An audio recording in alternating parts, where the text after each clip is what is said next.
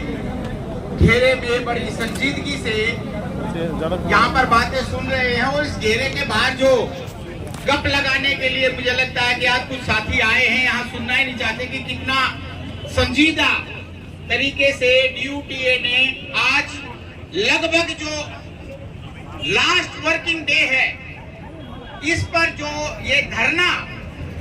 और उसके बाद एक प्रोटेस्ट मार्च विधानसभा तक करने की जो ये जहमत उठाई है उसकी कितनी अहमियत है इसको हम सबको जानना चाहिए।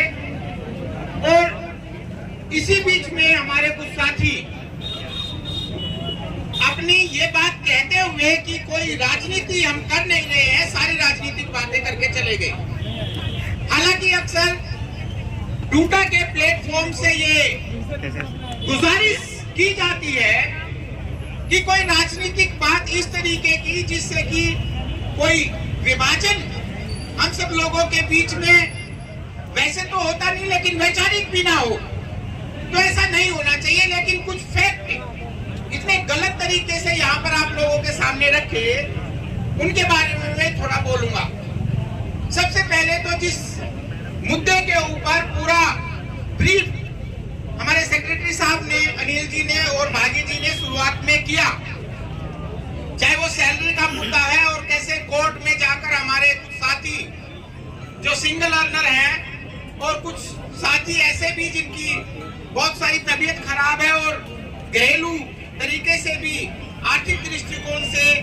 इस बात को कि 3-3, 4-4, 5-5 महीने सैलरी नहीं मिलती है,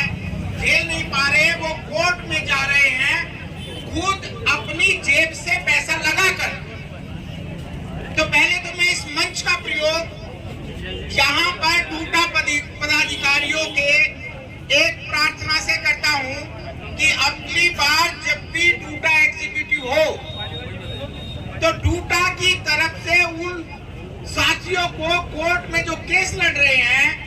उनको आर्थिक सहायता डूटा की तरफ से जानी चाहिए। ऐसे एग्जीक्यूटिव से प्रस्ताव पास होना चाहिए क्योंकि ये सबके हित का है। डूटा तो एक व्यक्ति की भी मदद करता है।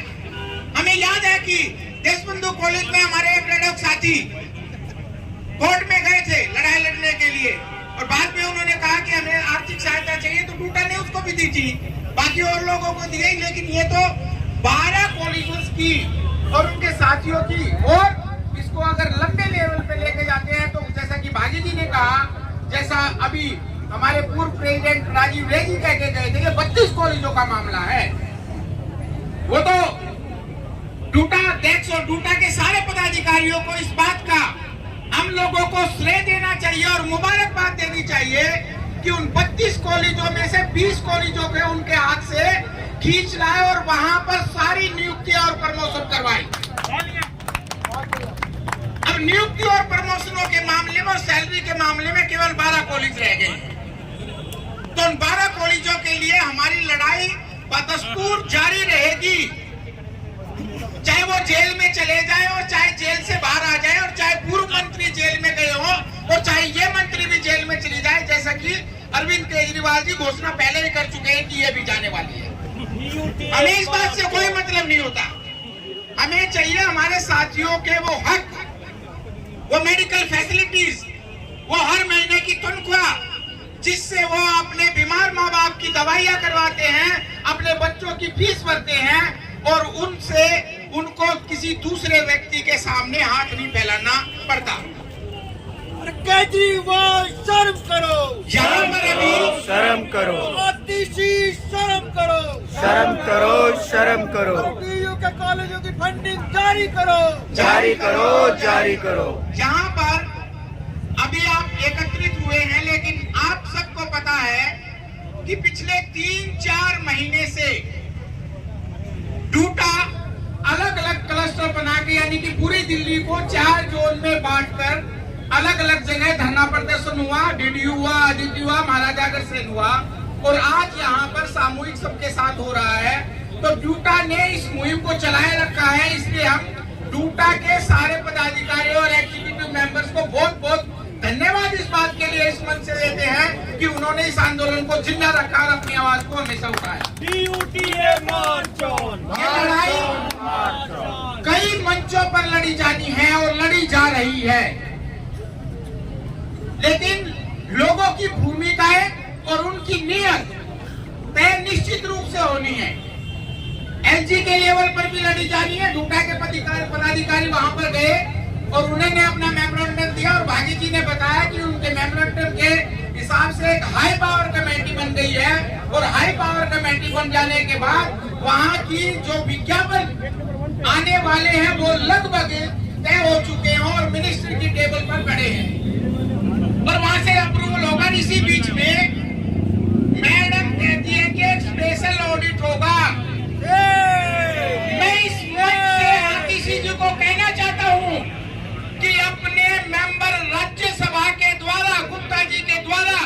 जो पिछला स्पेशल ऑडिट हुआ था उसकी रिपोर्ट पब्लिक करो। जो और सारे ऑडिट होते हैं वो अल्फा ऑडिट, गवर्नमेंट का ऑडिट, ये सारे तो होते ही हैं।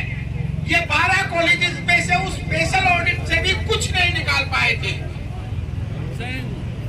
तो अब एक और नया स्पेशल ऑडिट, और वो किस प्रकार से किया जाना चाहिए, किया नहीं जाना चाहिए, इसके ऊपर एक बात थी। ये 1 तारीख का जब लेटर आया 1 दिसंबर को आतिशी का, 15 दिसंबर को एग्जीक्यूटिव काउंसिल की मीटिंग थी और उसी मीटिंग के दौरान हमने जब अपनी बात उठाई और इस लेटर का पुरजोर विरोध किया तो एक एग्जीक्यूटिव काउंसिल की जो है कमेटी बनी, जिसके बारे में हमारे कुछ साथी यहाँ से मिसलीड करके गए। मैं बोलता नहीं बिल्कुल भी, लेकिन अभी मैं बोलूंगा क्योंकि झूठ बोलना कम से कम डूडा के मन से तो नहीं चाहिए। वो